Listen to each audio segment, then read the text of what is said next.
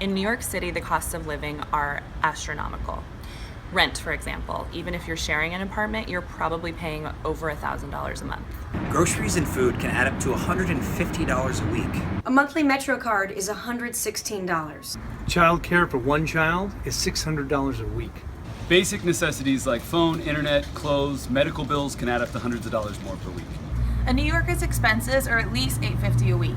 And if you're a parent, your expenses can be $1,500 a week or more.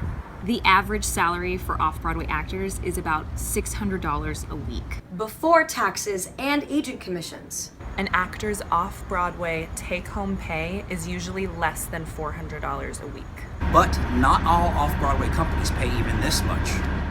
One of the best moments in my over 20 years of being off-Broadway turned into one of the worst moments of my career when I actually had to beg our producer to either replace me or to not extend our sold-out off-Broadway show, which I absolutely loved and believed in, because I could not survive on one more week of the transitional contract at $150 a week before taxes, or I would literally go bankrupt.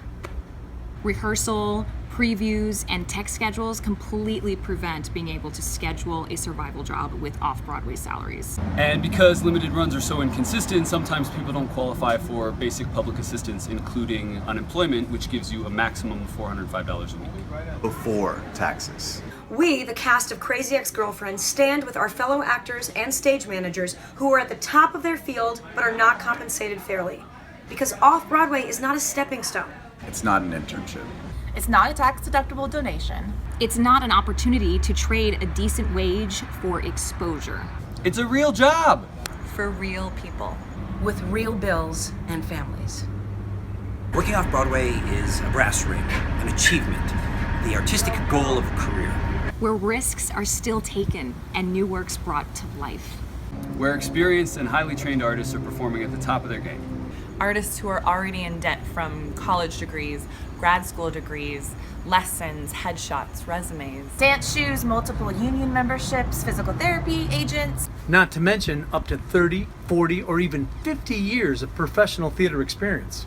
And we know some of the smaller off-Broadway companies are barely hanging on, and we applaud and thank you for struggling to make that transition from showcase to off-Broadway to off-Broadway contracts.